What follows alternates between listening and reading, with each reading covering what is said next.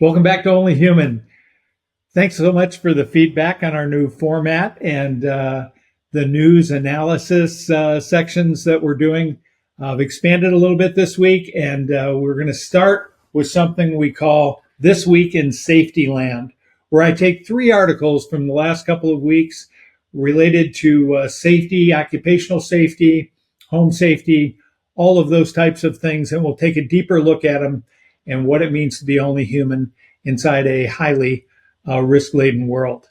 So the first one is a fatal fall that happened in Wisconsin at a construction site that exposes, one of the most frequently cited mishap causal factors in the entire industrial world.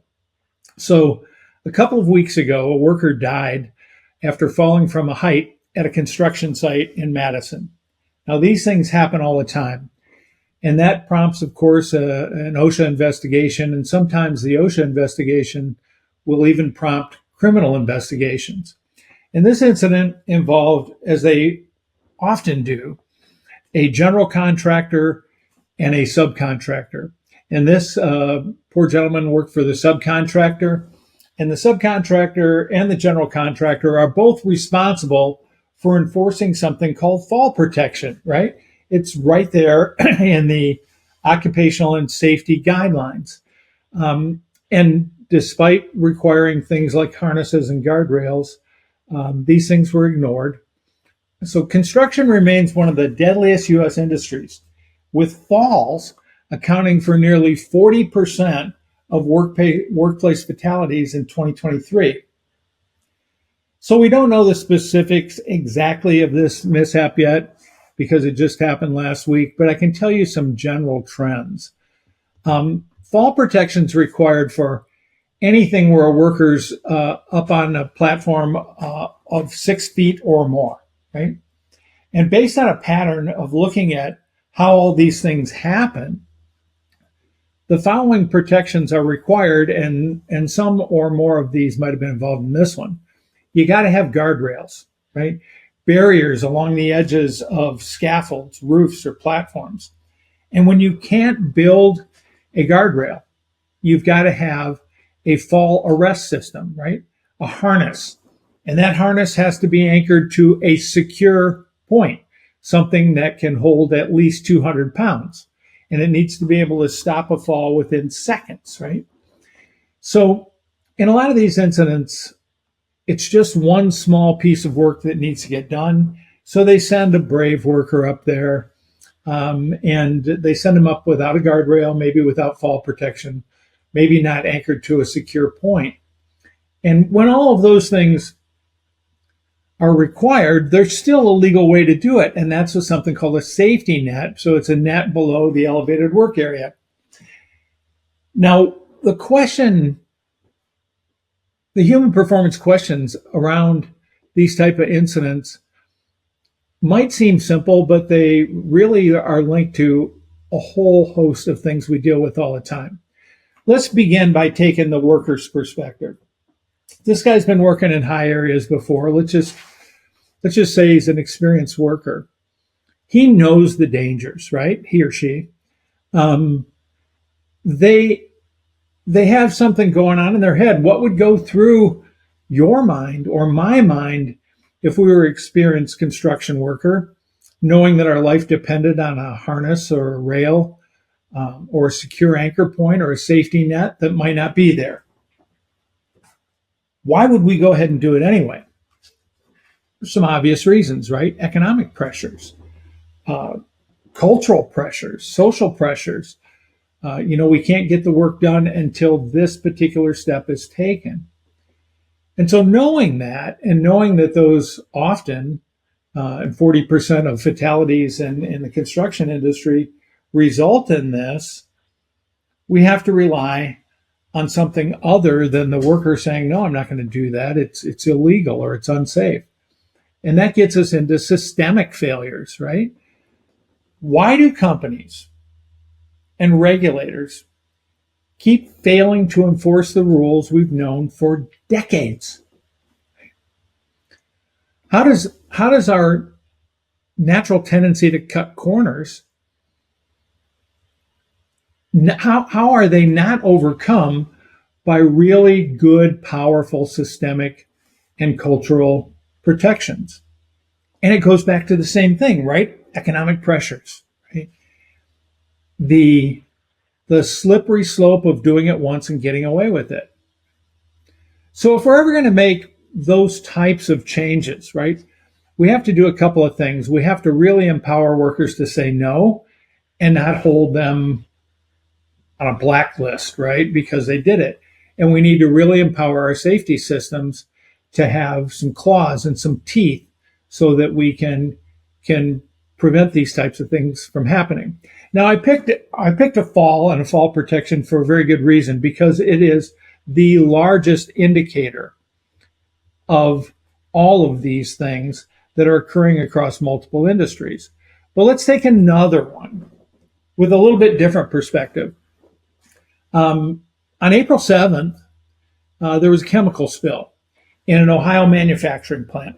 Right? Chemical spills are not as common as falls, but they happen quite often, right? And this one happened in Toledo, Ohio, and it released toxic fumes and forced a temporary evacuation, not only of the workers, but of nearby residents. And it hospitalized 2 people. Luckily, none of them have died. We don't know what kind of long-term injuries they might have. So, quick investigation revealed improper storage and handling. Right? Improper storage and handling. We see it all the time. Once again, violating OSHA standards for labeling and for communication. And in this case, it looks like employee training. And this incident echoes many, many cases, but a 2024 case in Chambersburg, Pennsylvania, where a similar chemical release sent 12 workers to the hospital. So what's going on here? Well, a little bit different than fall protection, because these are invisible risks, right? When you're dealing with hazardous chemicals, you're dealing with something that is a little more mysterious. A lot of the workers aren't trained on what exactly would happen if we had a spill, right? So poor training, poor storage protocols, poor labeling. You've got to lock this stuff away, right? Chemical hazards risk acute injuries and long-term damage to things like your lungs and brain and all sorts of other things. So back to the worker's perspective, and by the way, we all have these sitting around our houses, right? Chemicals that if they spill, they're combined with one another. Even drain cleaners, you pour 2 types in there and you can end up with toxic fumes that are lethal. How do we cope with this kind of invisible danger, right? Like toxic exposure, especially when, like I use a lot of weed killer or on my ranch. I'm really damn careful with it.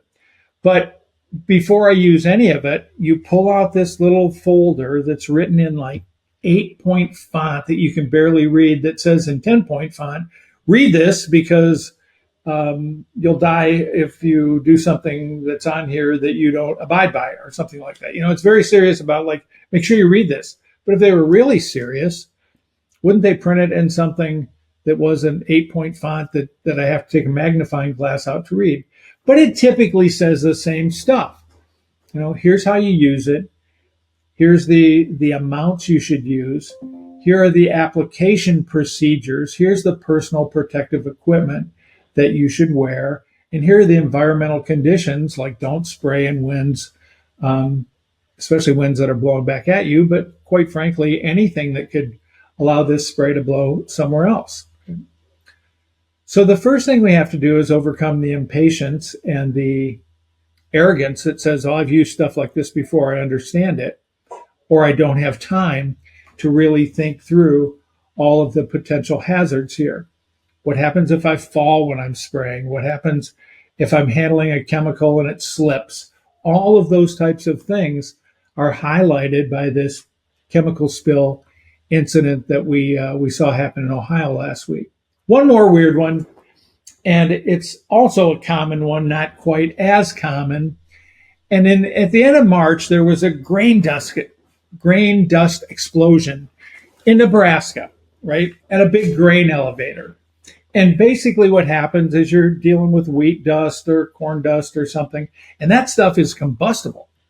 And in many cases, in confined spaces, it's explosive, right? So this was at an elevator in a town called Hemington, right?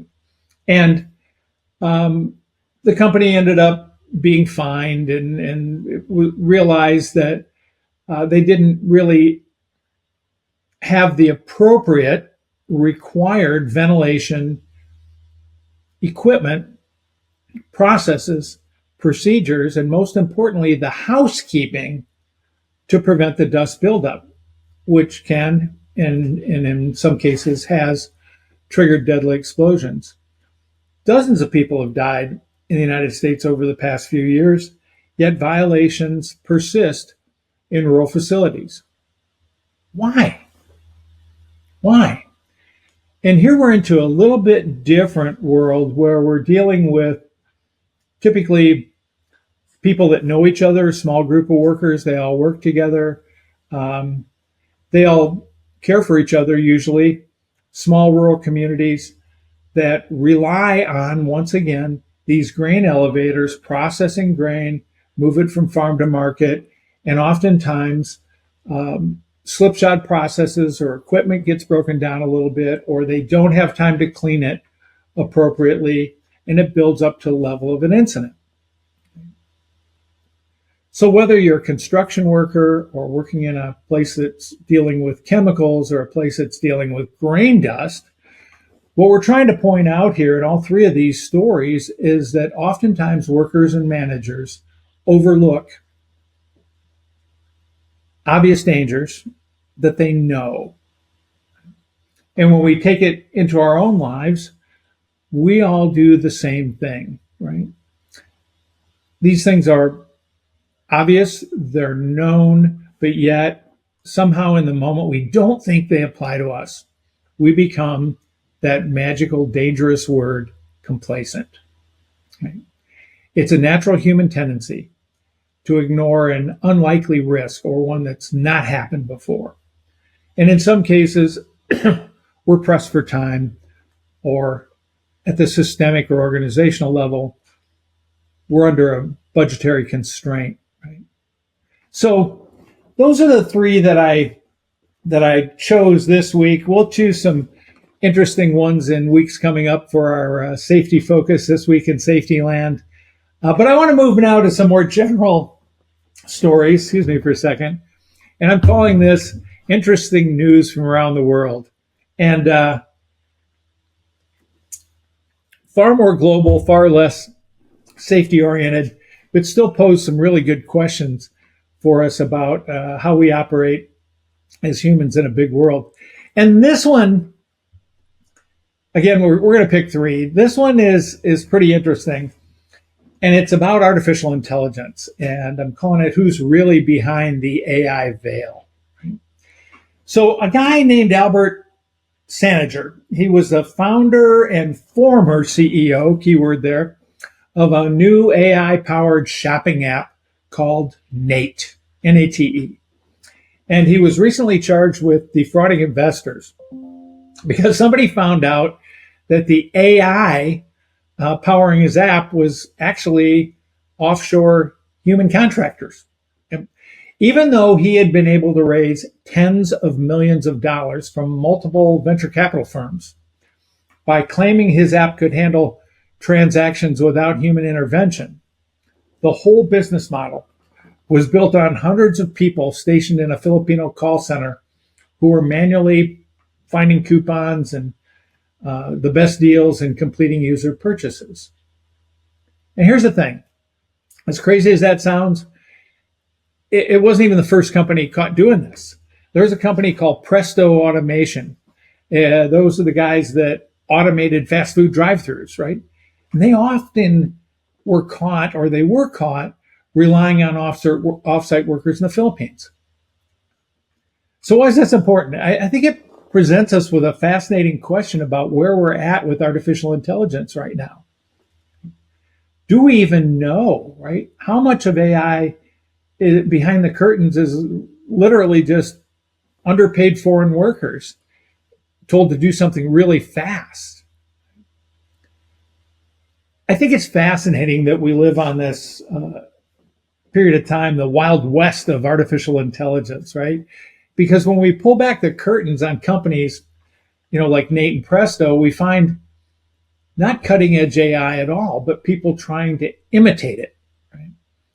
Modern version of old snake oil salesmen in the West that used to come and sell, Uncle Joe's traveling cure for everything. But the business model also is a bit perplexing because we as consumers, we just love low cost things fast, right? Give it to me fast, give it to me cheap. And the disconnect between the promise and what's delivered, yeah, it might be humans doing the work, but do we really care if it's low cost and cheap, right? Think of Nike sneakers being made by child labor in far parts of the world. How much are we as consumers responsible for the invisible cogs in the wheel, right? Maybe we're buying it now because we're told it's automated. What does it say about us when we're willing to overlook human labor in the face of low cost or innovation, convenience for us? And I bring this up because I want to get into the human toll of worker exploitation and how, as long as we're a couple of layers removed, right, and we don't really see it, it doesn't really rise to the level of our consciousness of making decisions, not just for consumers, but also investors, right? It gets us a chance to reflect on what we're willing to pay for quality, what we're willing to pay for the safety and well-being of others. Right? It's about integrity of the system of which we are a part of, right? So the whole AI thing fascinates me, and as I've said many times before on this podcast, I'm a big user of AI, but this story really shook me up a little bit. I don't use AI to buy things, but I wonder, and I'm taking a harder look at all of the tools that I use, because these stories show how easily trust can be gamed in this world in the name of progress, and how some of these charlatans can cash in on our vulnerabilities and the fact that we're just too busy to check between what's real and what might just be a facade. And then all of the ripple effects, right, that can affect somebody operating in a damn near slave labor mode halfway across the globe. So as we kind of go through these, I want to make sure that we're always tapping back into not only the systemic flaws, but also the information and the knowledge so that we can be a part of some of the solutions. Here's another one that's always kind of got me, and I'm not sure how I feel about it. I'm not sure if my mind is changing about it, but how much do you know about universal basic income, UBI, right? So there's different philosophies about UBI, but basically it means that everybody gets some money from the government, right? And the idea behind it, I think, is somewhat sound. Right? And I'm a fiscal conservative. I believe we have to be very careful with the money we spend and how we spend it. But I also am a student of human performance. And there's something out there that most all of you know called Maslow's hierarchy of needs, right? It starts with survival, right? And then once your basic survival needs are met, you can grow into these other levels, right? To eventually reaching the peak of self-actualization where you're contributing and giving back to the world. But you will always be at the lowest level of Maslow's hierarchy to meet your needs. And if people can't survive without scrambling and stealing and all of those things, then that's a problem, not just for them, but for society at large. And so UBI is meant, in its largest form, universal basic income, to get people to at least meet their survival needs. Now, the rest of us, when we start looking into this, say, well, that's not fair. Who gets it? And the whole idea behind the universal basic income is everyone would get it. Millionaires, billionaires would get UBI, that there's no criteria for getting it. But of course, no one would buy into that right now. And so the concept is now that only certain people get it, people that need it, sort of like unemployment or welfare, which stigmatizes it a little bit, but at the same point allows us to try it out and see how it's working. So what are we talking about here in dollars, right? So here I did a little research in the United States. There's a few places that have tried it out, and it's basically different but targeted. Around $1,000 a month in Los Angeles through a program called the Breathe program. Right? Chicago has a little bigger program, but it's only $500 a month. Even Central Iowa has a $500 a month program. There's Andrew Yang. I don't know if you know that guy. Fascinating guy. Ran for president, I think. He has something he's proposed called the freedom dividend that suggests $1,000 a month per adult, regardless. Marianne Williamson, another person that was running, kind of came back at him in 2024, and her campaign promised $1,215 a month. Okay. So how do we feel about this? How do we feel about another government program of giving away taxpayer dollars to people? And how do we process this if we're not operating in that survival mode? A lot of science fiction authors have written about UBI. Often they just call it basic for a long, long time. And we have to ask ourselves a couple of simple questions. What does financial security look like, right? Is it $1,000 a month?